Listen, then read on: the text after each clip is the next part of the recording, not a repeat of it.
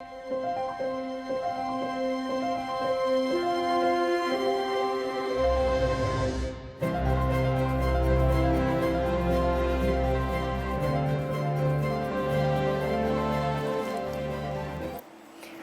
11 de marzo, amigos, ¿cómo están? Bienvenidos, esto es Cuerpo Médico. Hoy día vamos a dedicar el programa a tratar un tema, una enfermedad que tiene un nombre bastante largo. Las siglas son EPOC y es la enfermedad pulmonar obstructiva crónica. ¿De qué se trata esto? ¿A cuántas personas pueden afectar? Les voy dando un adelanto de lo que nos van a explicar hoy nuestros especialistas.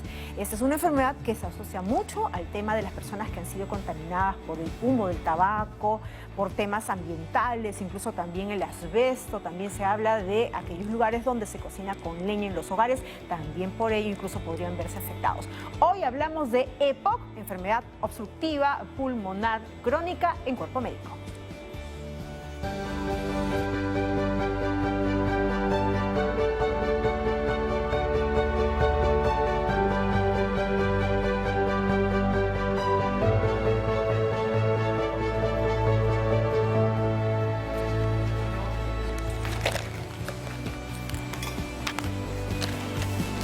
Bien, amigos, vamos a empezar rápidamente el programa. Recuerden, hoy hablamos de EPOC, son estas siglas de enfermedad pulmonar obstructiva crónica. Muchos dicen que es una enfermedad propia de aquellas personas que han pasado por mucho tiempo en su vida fumando el tabaco, ese mal hábito que tenemos que desterrar. Recuerden que también hoy, como todos los jueves, Sarita Abu Sabah, nuestra nutricionista, tiene consultorio abierto, así que ella también va a recibir sus llamadas con las preguntas nutricionales que usted ha estado guardando y esperando el momento para que sean también absueltas. Antes de empezar con el tema de hoy, EPOC, esta enfermedad obstructiva, enfermedad pulmonar obstructiva crónica, vamos a dar también información en relación a esta pandemia, el COVID-19, y para ello tenemos a nuestra especialista, al doctor Daniel Anchante Llosa. Él es pediatra e intensivista de UCI pediátrica COVID del Instituto Nacional de Salud del Niño de San Borja, y me gustaría darle la bienvenida. Y en principio, antes de que empiecen a entrar las llamaditas, doctor Anchante, háblenos en relación a los casos que se están presentando, si es que se han incrementado a propósito de esta llamada segunda nueva ola, ¿no?, de la pandemia, y qué hacer en todo caso para evitar pues que los niños se vean infectados, contagiados de COVID. Bienvenido, doctor Anchante. Muchas gracias, buenas tardes con ustedes, buenas tardes también en sus casas. Muy agradecido por la invitación con el Instituto Salud del Niño de San Borja. Sí, bien como mencionabas al inicio, en esta segunda ola hemos visto en el Instituto un incremento en los casos en la edad pediátrica, principalmente en la adolescencia, ¿no? Niños o adolescentes entre los 12 y 17 años que están ingresando al instituto en mayor número con relación a la primera ola. Este incremento es aproximadamente un 50% con relación al mes anterior. Y esto, bueno, es un tema de preocupación para nosotros, por lo cual aprovecho también el momento para mencionar que continúen con las medidas de seguridad que ya todos conocemos, ¿no? El lavado de manos, el distanciamiento, el uso correcto de la mascarilla, sobre todo en esta edad, ¿no? Y mucha responsabilidad de parte de los padres y los niños más pequeños, para que siempre estén vigilando, ¿no? Porque si bien también se habló en un momento, hace unas semanas atrás, en la cual los parques se habían vuelto, según los mapas de calor, focos de riesgo, ¿correcto? Si bien es cierto, los parques son espacios abiertos y nosotros no estamos ajenos a que nuestros adolescentes y niños estén en espacios abiertos, eso es parte de la salud mental y parte de la salud emocional, que en esa pandemia también está golpeada. Entendemos de que el riesgo existe cuando hay mucha aglomeración de personas y el distanciamiento no se guarda. Entonces, una recomendación es cuando acudamos a un parque o a un espacio abierto o a algún lugar de ellos y vemos mucha gente, evitemos en ese momento de repente ingresar. Vamos en otro momento, vamos en otra hora, porque esta aglomeración de personas y lo que no se guarda en el distanciamiento es en donde aumenta el riesgo. Los niños juegan entre ellos, es algo natural. Hay que tener mucha responsabilidad y mucha vigilancia de parte de los padres para que esto sea de una manera muy prudente y con distancia. Y en el caso de los adolescentes, que es otra edad, tenemos que darle responsabilidad a ellos también. Ellos ya tienen que asumir responsabilidades de cuidarse a sí mismos para cuidar a sus familias. Se sabe, y eso estaba desde la primera ola, que los niños son grandes portadores del virus y que inclusive en la nasofaringe tienen hasta 50 o 100 veces más de estos virus y que pueden ser portadores asintomáticos. Ajá. Entonces, esto es bastante importante. Por lo tanto, hay que tener mucho cuidado en estas edades. Doctor Enchante, y a propósito de eso, usted ha dicho la palabra clave que es el tema de la prudencia, ¿no? Imaginamos que muchos papás que nos están viendo en estos momentos justamente, ¿no?, aluden y acuden a la prudencia, a la sensatez que tienen para, de alguna manera, decidir si es que van o no con sus hijos a un determinado lugar, tomando en cuenta que el riesgo es real, el riesgo continúa y lamentablemente sigue cobrando vidas en nuestro país. Pero ¿cómo podemos, de repente, si somos padres, determinar o identificar que lo que tiene nuestro niño es una gripe común, una influenza, una gripe estacional y que no sea COVID? Sí, bien, en general en los niños los síntomas son muy generales. Una de las primeras cosas que uno debe tener en cuenta como padre, como mamá o familia, es que haya el factor de riesgo epidemiológico, es decir, que haya un contacto, ¿no? Ajá. O que exista, lo primero es que en el seno familiar o en algún momento, en los días previos, hay algún contacto positivo por COVID y que haya estado cercano al niño o al menor, ¿no? Esto es sumamente importante. Esta información es sumamente importante. Partiendo de ahí, hay que buscar los síntomas generales, ¿no? En los niños, los síntomas más frecuentes son la fiebre, que es una fiebre que puede ser continuamente durante el día, puede haber un poco de tos, puede haber también un poco de congestión a nivel de la orofaringe, a nivel nasal, y en los más grandes sí puede haber un poco más de fatiga, y ya hablando de cosas mayores cuando empiezan a tener un poco de dificultad respiratoria. Pero al inicio, digamos, lo más general es un poco de tos, un poco de fiebre, malestar, a veces en el niño baja un poco el apetito. Entonces, si tenemos estos signos o síntomas en los niños, más el contacto o el antecedente de que tenemos ahí un riesgo, lo más probable es que estemos frente al inicio de la infección por COVID, ¿no?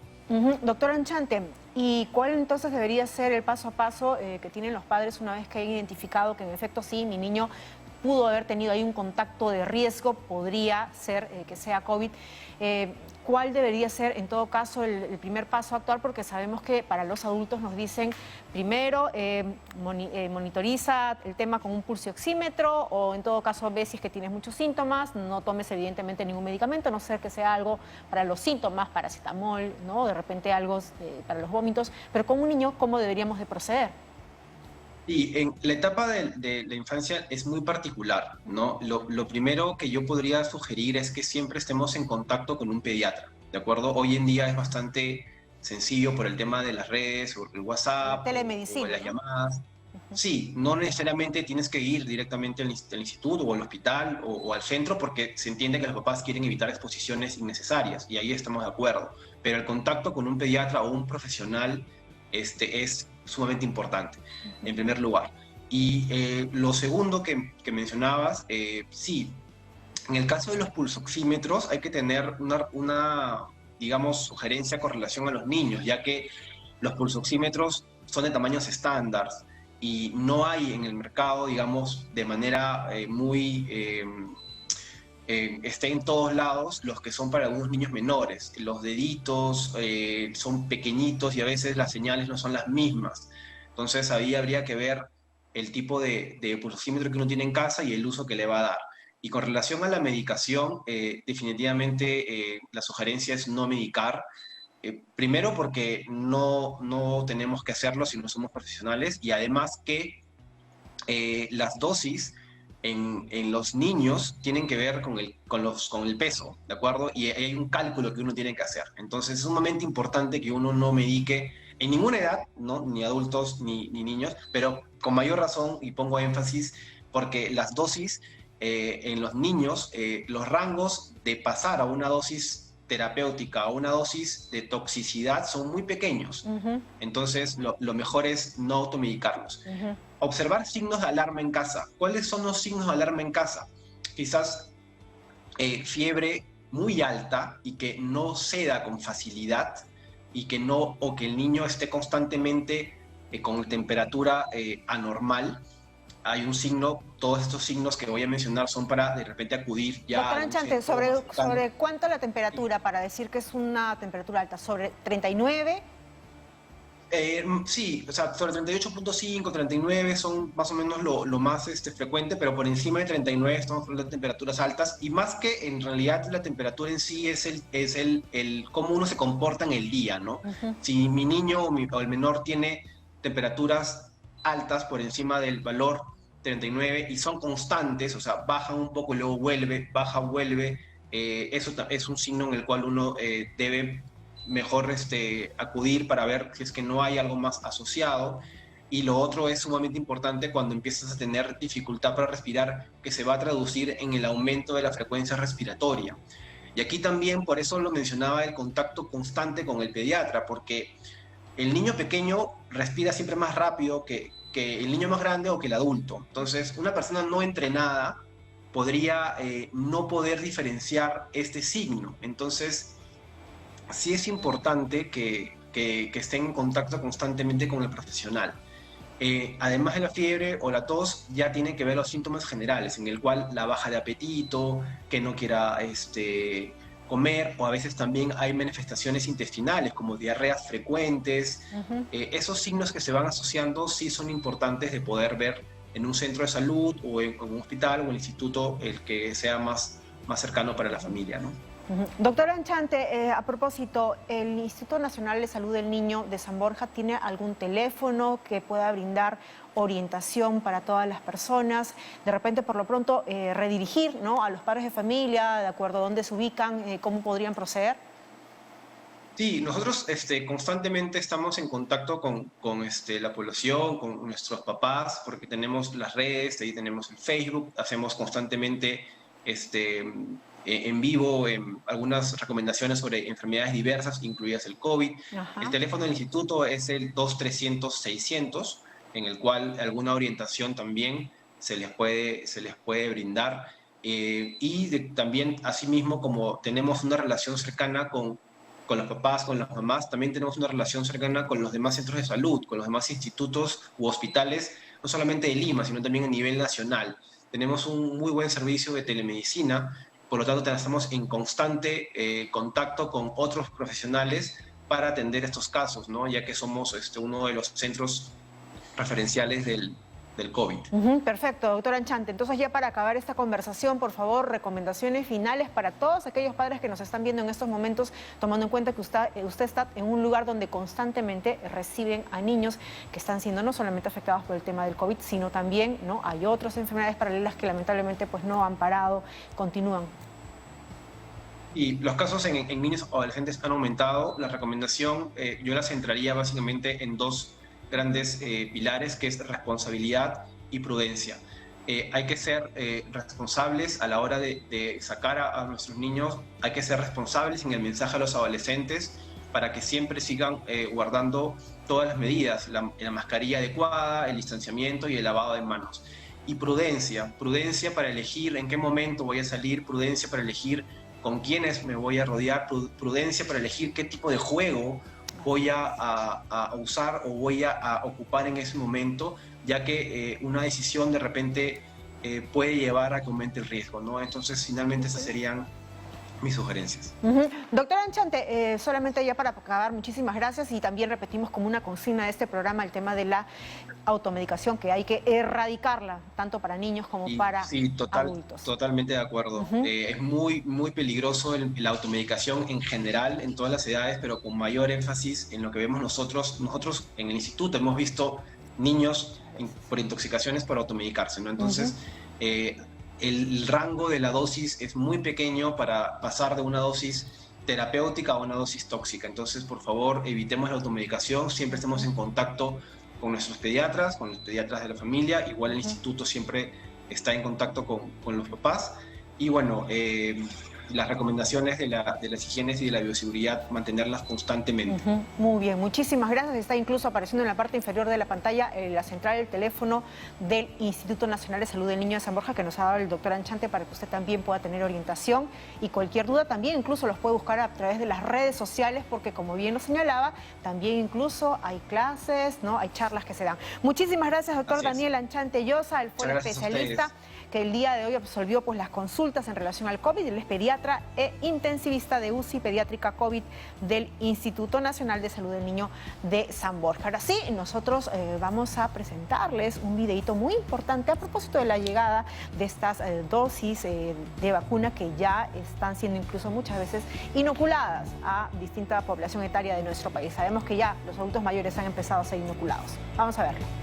Muy bien, y nosotros también pondremos el hombro cuando nos toque, de acuerdo a este gran plan nacional de vacunación que se ha establecido, la autoridad sanitaria. Incluso el día de ayer veíamos en imágenes cómo es que llegaban 115.000 dosis más de la vacuna Pfizer que llegan a nuestro país gracias a la facilidad de COVAX. Y como veíamos incluso en el video, se espera que el próximo mes, en abril, lleguen 800.000 dosis de vacunas más. Así que esperar con prudencia y sobre todo guardando las medidas de seguridad, uso de mascarillas desde la nariz hasta la quijada, la distancia física, evitar lugares aglomerados, concurridos, ¿no? Evitar salir de casa si es que en verdad no hay necesidad, lavarse las manos constantemente o en todo caso utilizar este producto, alcohol gel, si en caso usted no tenga un cañito y un jabón cerca. Ahora sí, vamos a cerrar el tema pandemia el día de hoy y vamos a entrar ya de lleno al tema de la enfermedad pulmonar obstructiva crónica, EPOC por sus siglas.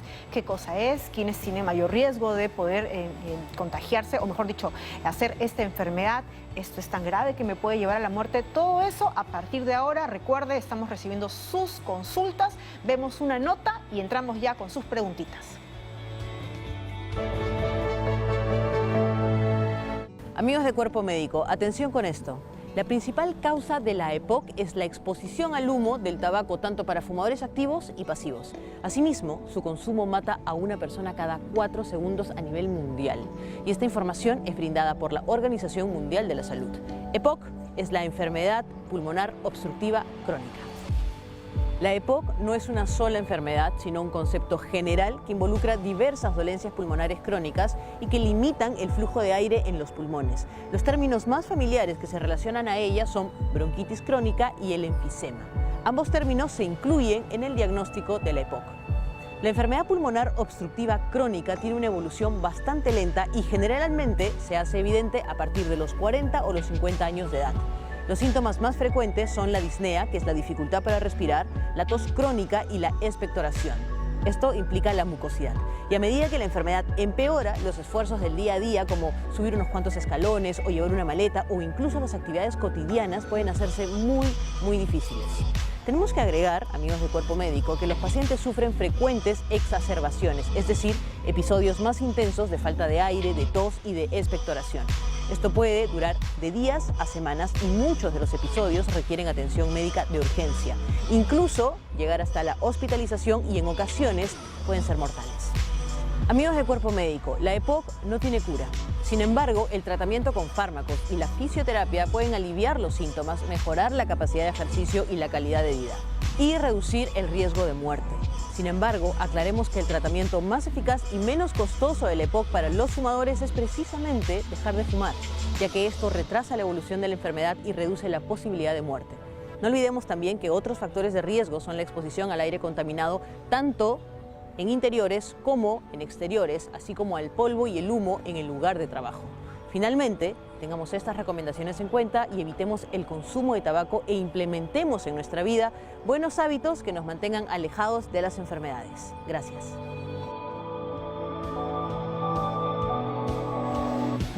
Y en el caso del tabaquismo, tan sencillo como dejar de fumar o mejor aún, no fumar. Sobre todo va para aquellas personas jovencitas, adolescentes que de repente nos están viendo a esta hora de la tarde. Recuerde que a las 10 de la noche lo puede volver a ver, así que si usted está en casa y tiene adolescentes, por favor que vea este programa para que vea por qué es importante no probar jamás un cigarrillo. Vamos rápidamente así a presentar a los especialistas que el día de hoy nos van a responder sus consultas. Damos la bienvenida al doctor Dante Vargas Vázquez. Él es médico neumólogo del Hospital Nacional Hipólito Unanue. Y también estamos con el doctor Antonio Morales Ábalos, médico neumólogo del Hospital Nacional 2 de Mayo. Bienvenidos ambos. Ya tenemos una primera pregunta que llega desde Cañete.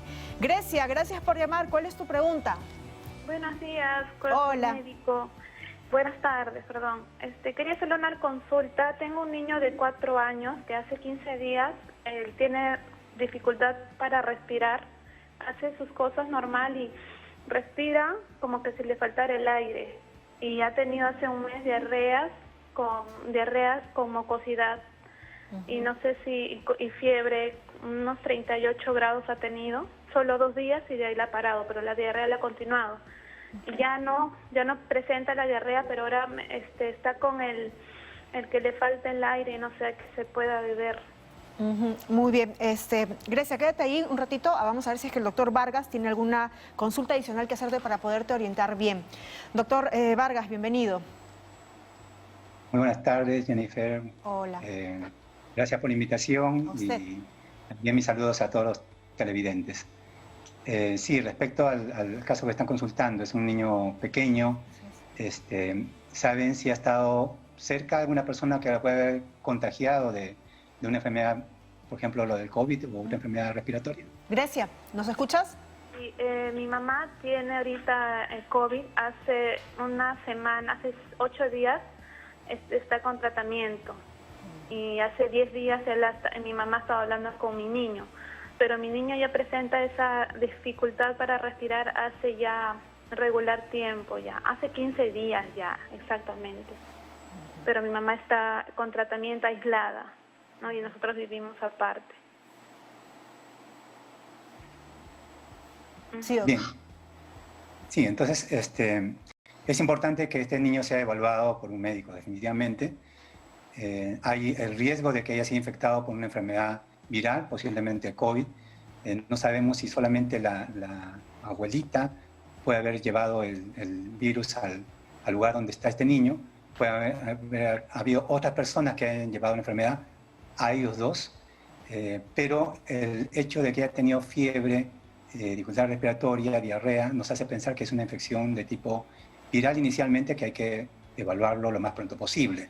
No dejar pasar más tiempo, no estar abusando de calmantes, por ejemplo, solamente calmantes para la fiebre, sino debe ser de todas maneras evaluado. Doctor Vargas, también puede haber la probabilidad de que la abuelita haya estado infectada mucho tiempo antes y que solamente haya sido diagnosticada después, ¿no? Evidentemente, desde ese momento sabemos que tiene que empezar su cuarentena, pero puede ser que haya estado contagiada desde antes y pudo haber un contacto anterior.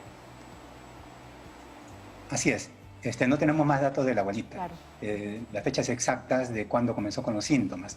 Es posible que haya sido sintomática o que haya tenido muy pocos síntomas y que ya haya estado contagiando, aún no teniendo muchos síntomas, ¿no? Pero si más o menos ha coincidido en que ambos han comenzado en las mismas fechas, entonces puede haber habido otra persona que haya llevado el virus para ambos, ¿no? Tanto para la abuelita como para el niño. Perfecto. Grecia, en todo caso, no pierdas más tiempo, lleva a tu niño, si es que tienes el seguro de salud, a través de salud, incluso puedes consultar también a través de la telemedicina o si gustas una cita presencial. Vamos con otra consulta, llega a través de redes sociales, vamos a leerla del Facebook, esta va para el doctor Morales. Emilio Sequeiros pregunta, tengo dolores en el pecho y dificultad para respirar. ¿Cómo puedo saber si es que tengo EPOC? ¿Qué síntomas presenta EPOC? Doctor Morales, bienvenido. ¿Cómo está? Buenas tardes, Jennifer. Hola. Muchas gracias por la invitación. A usted.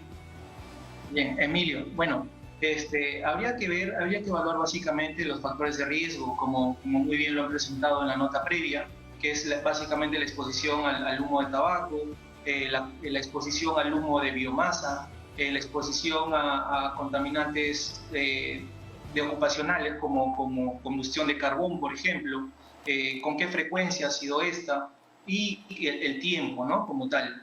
Bueno, quizá por el tema de las redes sociales, la pregunta de las redes sociales no podemos interactuar, pero me hubiese gustado pues saber el tiempo de inicio, si tiene factores de riesgo, si tiene contactos que sean riesgo de enfermedad de contagio tanto bacterianas como virales. y también, como lo mencionaron muy oportunamente y claramente en el reportaje, los síntomas cardinales son 3. La sensación de falta de aire, la tos como tal, la tos crónica y la expectoración. Estos 3 síntomas son los más comunes, los más frecuentes, y si a eso sumamos el factor de riesgo de haber estado expuesto a humo tanto de tabaquismo pasivo como activo, exposición a biomasa, hay que pensar o sospechar en una EPOC, ¿no? Y recordemos que no solamente el tabaquismo tradicional, sino actualmente en boga pues el cigarro electrónico, ¿no? El cigarrillo electrónico, que también poco a poco van saliendo estudios que se están relacionando a la EPOC como tal. Entonces, ¿el cigarrillo electrónico también podría ser causa de EPOC en algún momento? Con menor frecuencia, claro está, pero si lo comparamos a alguien que consume un cigarrillo electrónico versus alguien que no consume cigarrillos como tal, pues definitivamente tienen mayor riesgo, ¿no? Claro que sí, un motivo más por el cual tendremos que erradicar, ¿no?, ese mal hábito del tabaquismo. Ya estamos viendo incluso que es uno de los factores de riesgo muy altísimo. Vamos a hacer una pausa, ¿qué les parece? Mientras que vamos recibiendo sus consultas. Recuerden, hoy estamos hablando de la enfermedad pulmonar obstructiva crónica y se dice que es la enfermedad del tabaquismo. Regresamos con sus consultas y nuestros especialistas.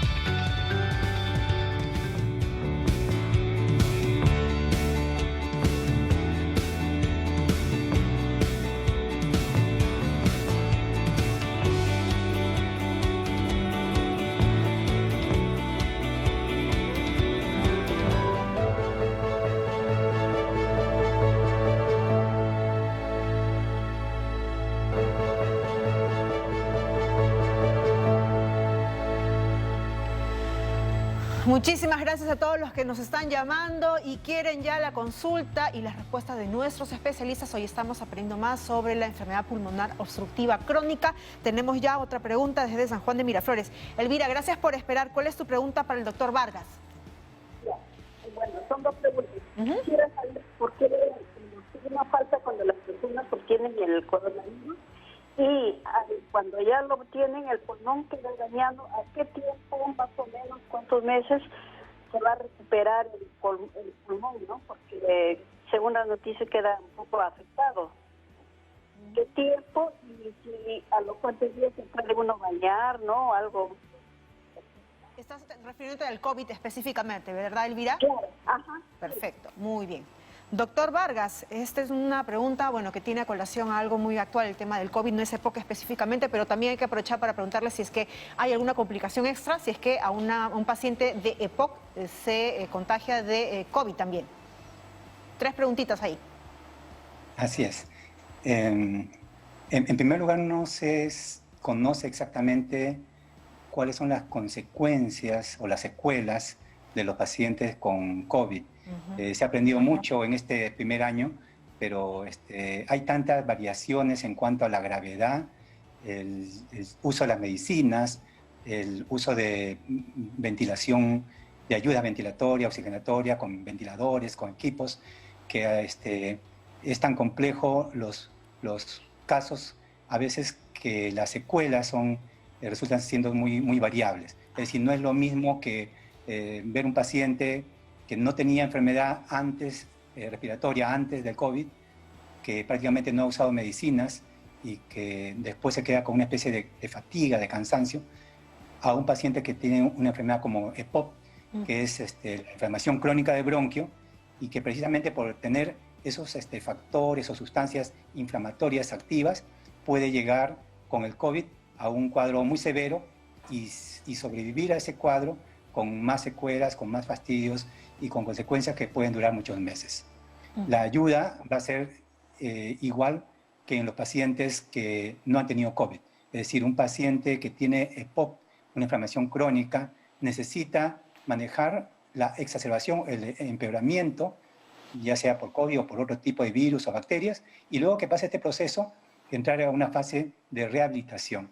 La rehabilitación consiste en varios aspectos, no solamente la necesidad de usar oxígeno, sino también la parte nutricional, el ejercicio o el mejoramiento de la función muscular, no solamente los músculos respiratorios, sino los músculos en general, para que no confunda la fatiga o cansancio con la verdadera falta de aire, ¿no? Entonces, entrar en una medicina física que puede ser muy lenta y regresar a su estado casi previo a la molestia que tenía como EPOC, o regresar a un estado normal cuando no tenía EPOC y sufrió de este problema del COVID. Doctor Vargas, solamente para cerrar la pregunta que nos hizo Elvira, contraindicaciones para las personas que tienen COVID o están atravesando este contagio, este virus. Bañarse, señor, preguntaba ella. Bueno, evitar el esfuerzo, el ejercicio excesivo.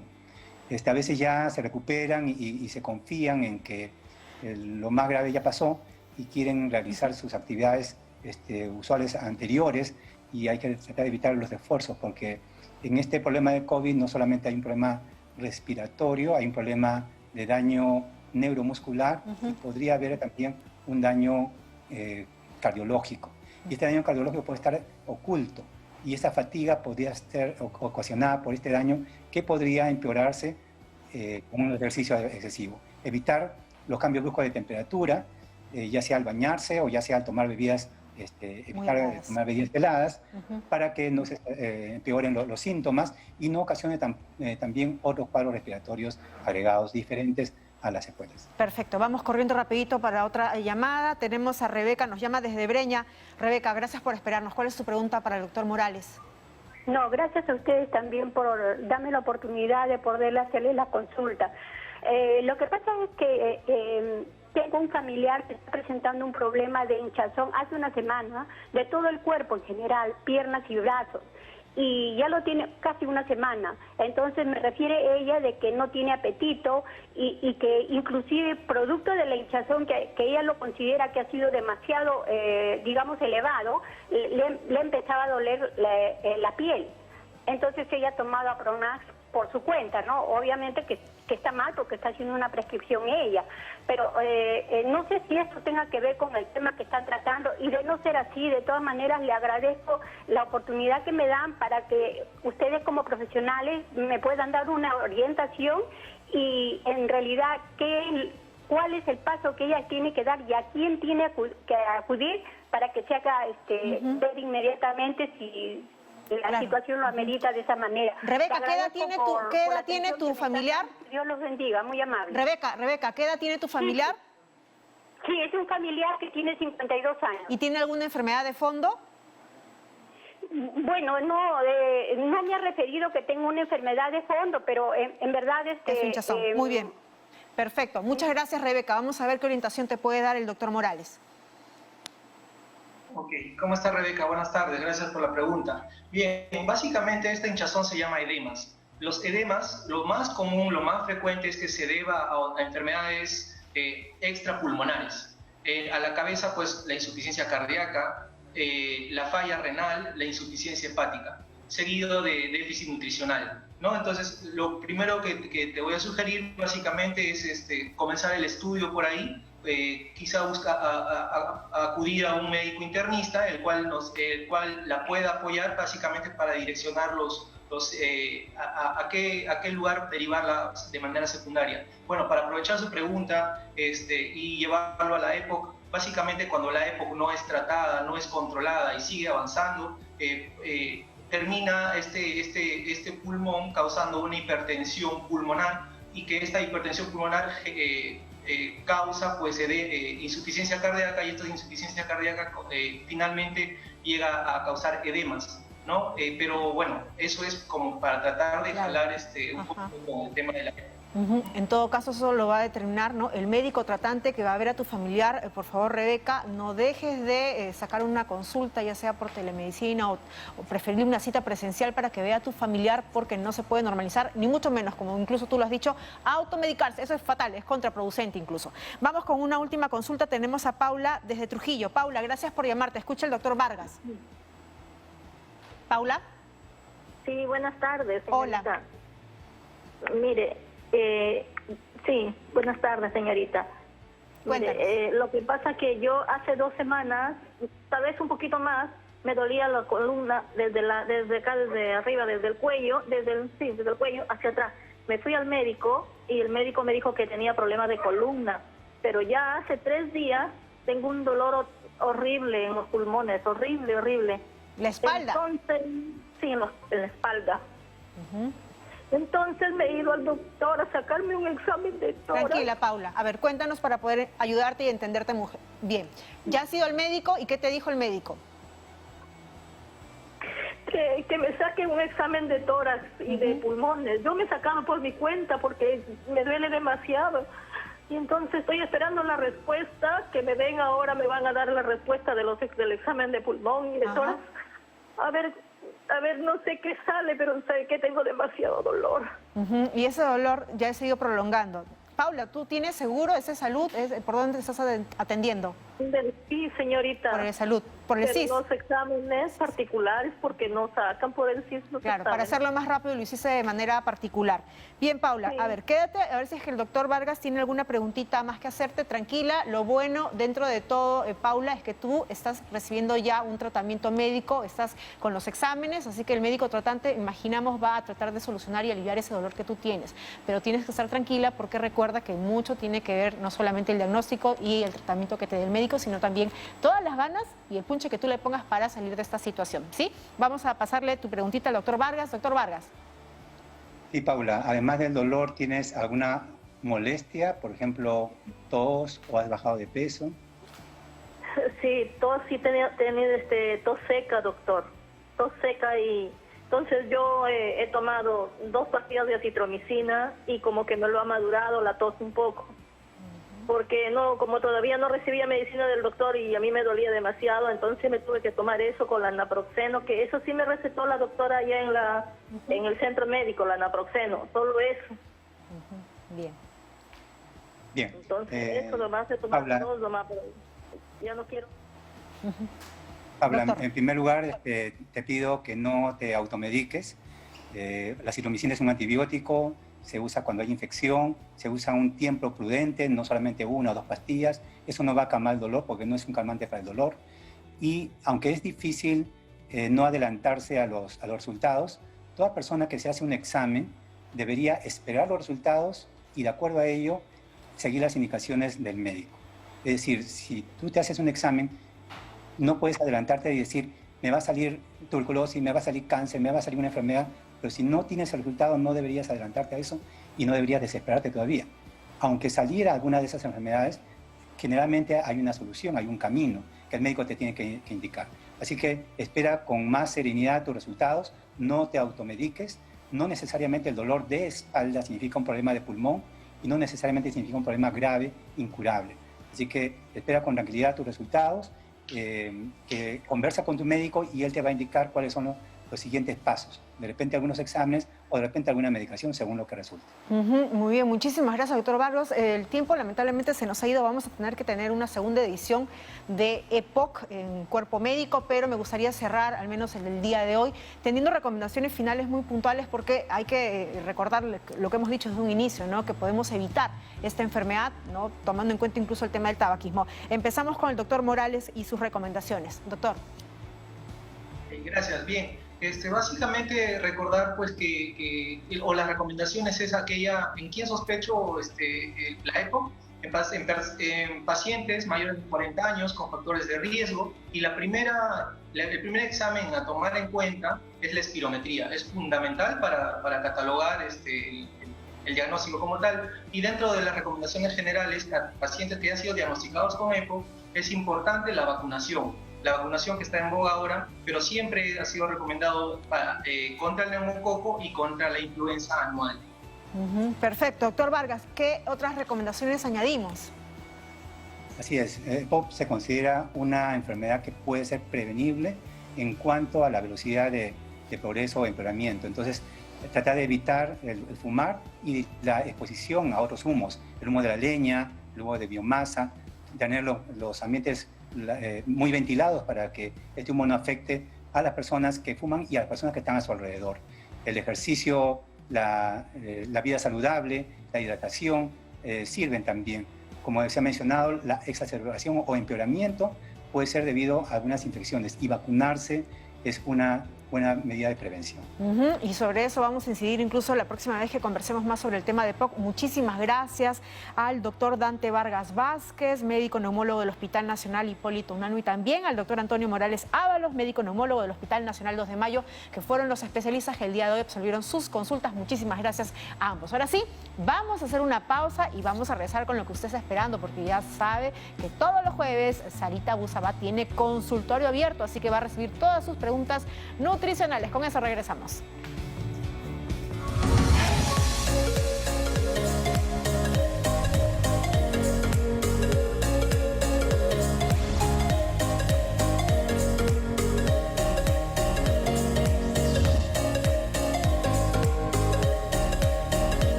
Amigos, muy buenas tardes. Aquí continuamos en Cuerpo Médico y en nuestro segmento Momento de Nutrición para poder resolver todas las inquietudes que se pueden haber quedado a lo largo de la semana. Y ya tenemos la primera consulta, nos vamos hasta el Callao. Anabel está en la línea. ¿Cómo estás, Anabel? Bienvenida. Hola, ¿qué tal? Bien, gracias. Cuéntame tu consulta. Sí, lo que sucede es que, bueno, yo quisiera saber cómo puedo aumentar mi masa muscular sin hacer tanto ejercicio. Anabel, ¿estás en un peso saludable? Sí, bueno, eso es lo que yo creo. Lo que pasa es que no estoy delgada, pero es que no me siento tan cómoda que digamos. Entonces, por eso quisiera saber. Ok, claro, esto pasa muchísimo y aquí quiero explicar un concepto denominado delgadez constitucional. Hay personas que son delgadas por naturaleza porque su constitución genética lo demanda así. Sin embargo, pueden ganar justamente masa muscular y no tiene que ser a toda costa comiendo lo que sea, tiene que ser de manera saludable. Dos cosas tendrías que hacer: incrementar la cantidad de alimentos, fuentes de proteína, por ejemplo, el huevo, el pescado, la carne, el hígado, el pollo, pero también algo de alimentos fuentes de energía, como por ejemplo la menestra, la quinoa, el trigo, la mashua, que también es una buena opción, el camote, la papa, y de esa manera combinarlo. Sin embargo, sería muy bueno que puedas tener una asesoría nutricional para que te enseñen cuánto es lo que tienes que incrementar y en qué momentos. Recordemos que cuando hacemos ejercicio se va perdiendo parte de este glucógeno, que es el almidón que está almacenado dentro del músculo, y hay que reponerlo también inmediatamente luego del ejercicio. Tenemos la siguiente llamada desde el Cusco, desde Comas, perdón, Lourdes, ¿cómo estás? Bienvenida. Buenas tardes, doctora. ¿Cómo estás, Lourdes? Ante todo, gracias por la respuesta a mi consulta, doctora. Yo quisiera hacer la siguiente consulta. Con respecto, yo hace 2 años aproximadamente he sido operada de la vesícula. Y el año pasado me ha tomado una ecografía abdominal y me han detectado que tengo el hígado inflamado y en las paredes del estómago está también inflamado. Y yo quisiera saber, porque no he podido tener la consulta presencial por el tema de la pandemia y recién me están derivando por teleconsulta gastro. Pero yo quisiera saber, doctora, qué alimentos, frutas, cómo debería ser mi dieta para este caso que tengo el hígado inflamado y las paredes del estómago también inflamadas. Claro. Mira, gracias a ti por llamarnos, Lourdes. Mira, cuando hay procesos inflamatorios, tanto en el hígado como en el estómago o con cualquier otro órgano, lo que tenemos que tratar de hacer es facilitar su trabajo. Acuérdate que el hígado es como un laboratorio que va a ir depurando aquello que sirve y transformarlo en otros productos útiles para tu cuerpo, y aquello que no sirve lo va a ir sacando a modo de toxinas que luego se van a eliminar por el riñón. Entonces tenemos que evitar aquellos alimentos que tengan muchos aditivos alimentarios, que tengan muchos conservantes, cosas que no le van a servir a tu cuerpo, y tratar de preparar alimentos que sean de fácil digestión, justamente para que tu estómago no tenga tanto trabajo digestivo.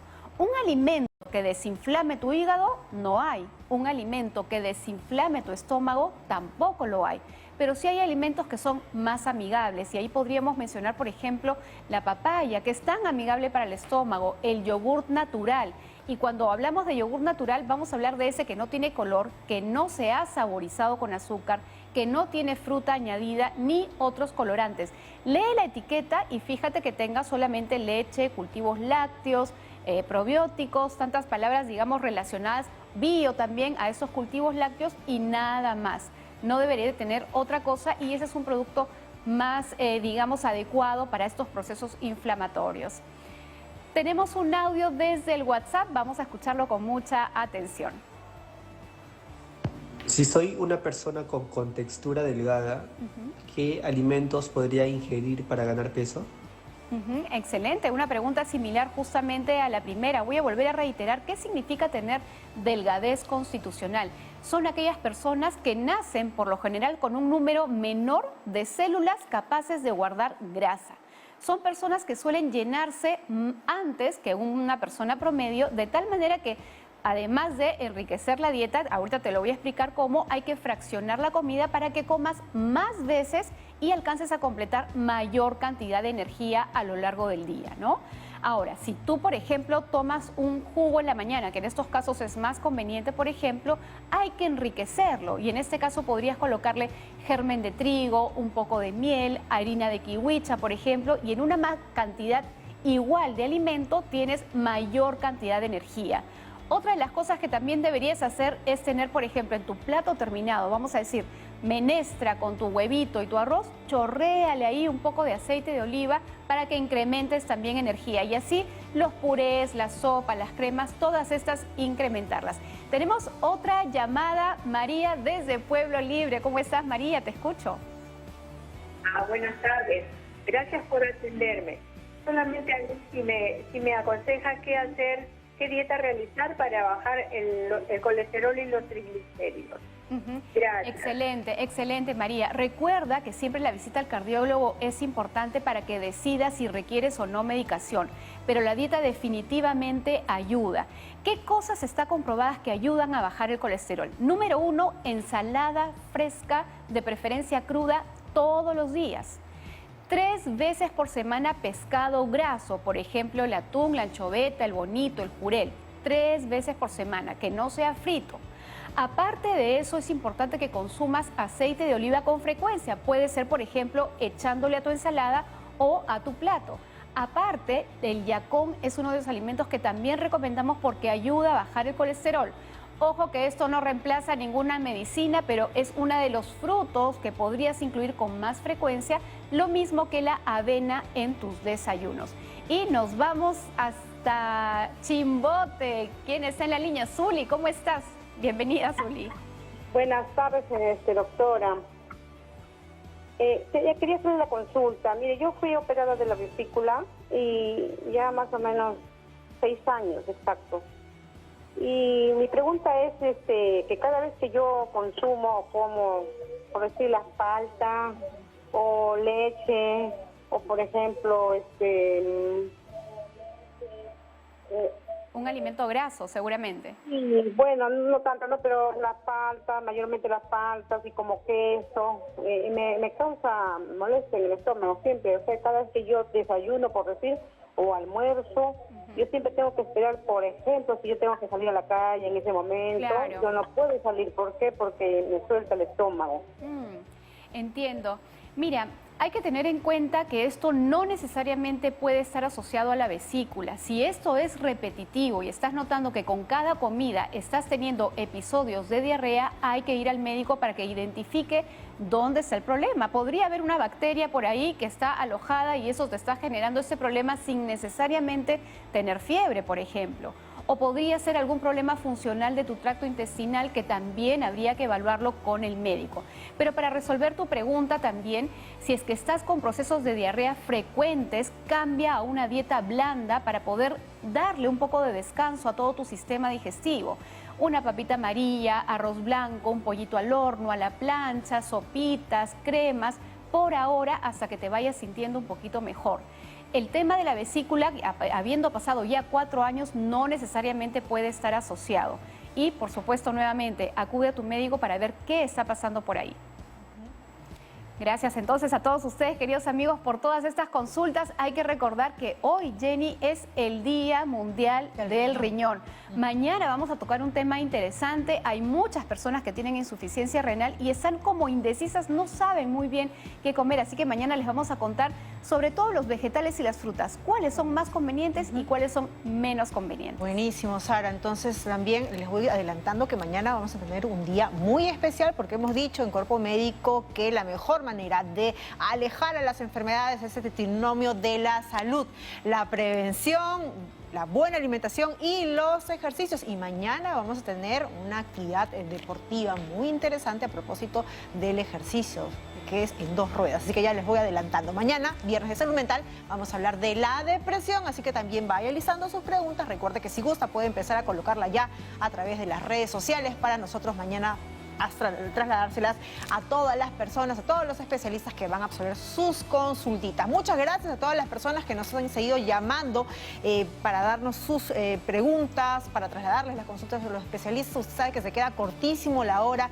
en Cuerpo Médico, pero como siempre nos comprometemos a seguir hablando de estos temas, sobre todo si se han quedado muchas preguntas en el aire en las próximas ediciones de Cuerpo Médico. Recuerde, este programa va en vivo de 2 a 3 de la tarde, así que usted tiene la oportunidad de llamar directamente y hacer la pregunta al especialista, y si gusta puede volverlo a ver a las 10 de la noche, sobre todo hoy que hemos hablado de este tema tan importante que podemos prevenir si es que tenemos alejado al cigarrillo. Muchas gracias por su preferencia. Me voy yo colocándome como siempre mi mascarilla, que es lo que usted tiene que hacer de manera correcta si es que sale de casa. Hasta mañana. Chao. Chao, Sarita. Chao, Jenny.